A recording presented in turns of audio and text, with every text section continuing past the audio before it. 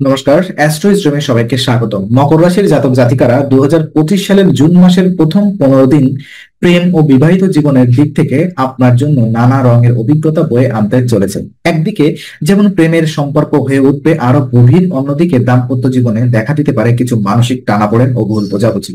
তাহলে চলুন শুরু করা যাক আজকের জ্যোতিষ ভিত্তিক গভীর ও বাস্তব ভিত্তিক বিশ্লেষণ। প্রথমত, প্রেম জীবনের সম্ভাবনা নিয়ে আমরা কথা বলবো। জুন মাসের প্রথম 15 দিন মকর রাশির প্রেম জীবনে এক আশ্চর্য রোমান্টিক সময় নিয়ে এসেছে। বিশেষত যারা ইতিমধ্যে প্রেমের সম্পর্কে রয়েছেন তাদের জন্য এটি একটি শুভ সময়। সম্পর্কের মধ্যে যে উষ্ণতা ও অনুভবের শক্তি প্রয়োজন তা এই সময়টায় প্রবলভাবে অনুভূত হবে। আপনার সঙ্গীর সঙ্গে ঘনিষ্ঠ সময় কাটানোর সুযোগ আসবে এবং দীর্ঘদিনের ভুল বোঝাবুঝি দূর হয়ে সম্পর্ক আরো গভীর হতে পারে। এই সময় নতুন প্রেমের সম্ভাবনাও প্রবল। যারা এখনো সিঙ্গেল তাদের জীবনে কারোর আগমন ঘটতে পারে যার সঙ্গে এক মানসিক সংযোগ গড়ে উঠবে। তবে শুধু আবেগ নয়, এই সময়ে আপনার চিন্তা ভাবনাও প্রাঞ্জল এবং পরিষ্কার থাকবে, যার ফলে আপনি বুঝে উঠতে পারবেন কোন সম্পর্কটি আপনার জন্য উপযুক্ত। আপনার রাশিতে শনি এবং শুক্র গ্রহের প্রভাব প্রেম জীবনকে অনেকটা ভারসাম্যপূর্ণ রাখতে সাহায্য করবে। তবে কিছু সময় আবেগের অতিরিক্ত প্রকাশে সমস্যা তৈরি হতে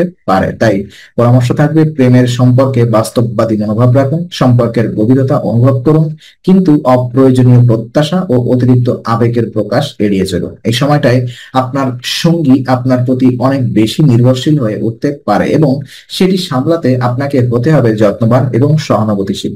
সম্পর্কের মধ্যে স্বচ্ছতা বজায় রাখুন এবং ছোটখাটো বিষয় নিয়ে মন খারাপ করবেন না। ভালোবাসার শক্তি এই সময় আপনার জীবনে এক নতুন দিগন্ত উন্মোচন করতে পারে।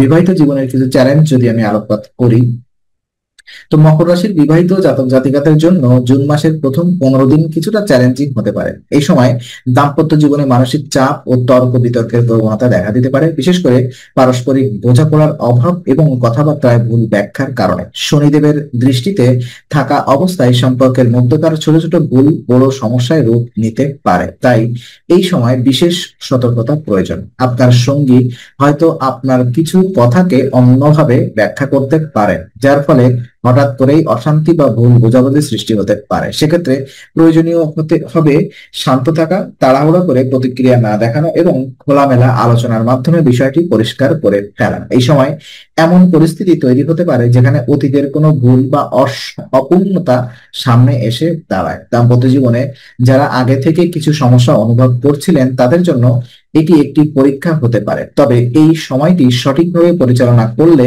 সম্পর্ক আরো দৃঢ় হয়ে উঠতে পারে। অতএব এই সময় নিজেকে সংযত রাখা এবং সঙ্গীর প্রতি সহানুভূতিশীল থাকা অত্যন্ত জরুরি। ছোটখাটো বিষয় এড়িয়ে চলুন এবং সঙ্গীর আবেগ অনুভূতির প্রতি মনোযোগ দিন। দাম্পত্য জীবনে আনন্দ ও স্থিতি ফিরিয়ে আনতে এই সময় ধৈর্য, বোঝাপড়া এবং আন্তরিকতার গুরুত্ব অপরিসীম। সঙ্গীর স্বাস্থ্য এবং সম্পর্কের প্রতি প্রভাব যদি আমরা আলোকপাত করি, তো এই সময় মকর রাশির জাতকদের শারীরিক আপনার সঙ্গে শারীরিক এবং মানসিক স্বাস্থ্যে কিছুটা দুর্বলতা দেখা দিতে পারে। গ্রহগত অবস্থান অনুযায়ী রাশির সপ্তম ভাবে কিছু নেতিবাচক প্রভাব থাকার সঙ্গীর শরীরে দুর্বলতা বা রোগ প্রবণতা দেখা দিতে পারে। বিশেষ করে হজমজনিত সমস্যা, মাথা ব্যথা বা উদ্বেগজনিত মানসিক ক্লান্তি তৈরি হতে পারে। এই সময় আপনার দায়িত্ব হবে সঙ্গীর প্রতি যত্নবান হওয়া। শুধুমাত্র শারীরিক নয়, মানসিক চাপও সঙ্গীর আচরণে পরিবর্তন আনতে পারে, যা সম্পর্কের মধ্যে বিরক্তি বা দূরত্ব সৃষ্টি করতে পারে। সঙ্গী হয়তো বেশি আবেগপ্রবণ হয়ে পড়তে পারেন বা স্বাভাবিক থেকে বেশি রূঢ় ব্যবহার করতে পারেন। এতে আপনি যদি ধৈর্য না ধরে প্রতিক্রিয়া দেখান তবে পরিস্থিতি আরো খারাপ হতে পারে। এই সময় সঙ্গীর স্বাস্থ্য নিয়ে চিন্তিত হয়ে আপনি নিজেও মানসিকভাবে বিপর্যস্ত হয়ে পড়তে পারেন। তাই এখানে আপনাকে প্রয়োজন ধৈর্য, সহানুভূতি এবং বাস্তব চিন্তা ভাবনা। যদি আপনার সঙ্গী কিছু বলতে চান তবে মন দিয়ে শুনুন, তাদের পাশে থাকুন। এই সহানুভূতির মাধ্যমে আপনি সম্পর্কের ভারসাম্য ধরে রাখতে পারবেন। সঙ্গীর সঙ্গে একসাথে কিছু মোটিভেশন অথবা মেডিটেশন বা হালকা যোগ অভ্যাস শুরু করলে সম্পর্ক এবং স্বাস্থ্য দুটোই উন্নত হতে পারে। একই সঙ্গে শনিদেবের উপাসনা ও নিয়মিত নীল স্রোতের পাঠ আপনার ঘরে শান্তি এবং স্বাস্থ্য ফিরিয়ে আনতে সহায়ক হবে। কিছু পরামর্শ এবং উপায় যদি আমি আপনাদেরকে বলি, জুন মাসের প্রথম 15 দিনে প্রেম এবং বিবাহিত জীবনের ভারসাম্য রক্ষা করতে মকর রাশির জাতক জাতিকাদের কিছু বিশেষ পরামর্শ ও প্রতিকার মেনে চলা উচিত। প্রথমত, এই সময়টায় কথাবার্তায় বিশেষভাবে সতর্ক থাকুন। এমন কিছু বলা থেকে বিরত থাকুন যা সঙ্গীকে কষ্ট দিতে পারে বা ভুল ব্যাখ্যা তৈরি করতে পারে। যে কোনো সম্পর্কের ভিত্তি হলো ধৈর্য এবং বোঝাপড়া। এই সময় বিশেষভাবে সহনশীল হওয়ার চেষ্টা করুন। মনে রাখবেন, সম্পর্কের মধ্যকার ছোটখাটো ভুল বা বিভ্রান্তি ধৈর্যের মাধ্যমে অনেক সহজে দূর করা যায়।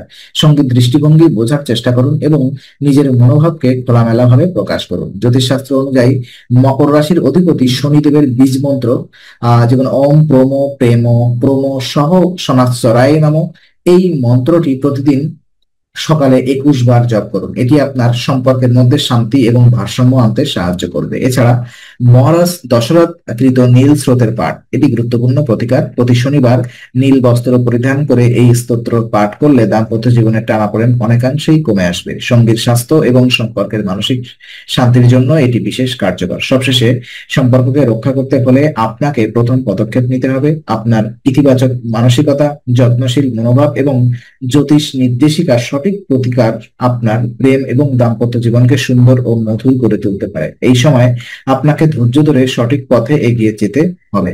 তো আজকে আলোচনা আমরা এখানে এটি করছি। আমরা আশা করি এটি আপনার মনে নতুন কিছু আলোর সঞ্চার করেছে।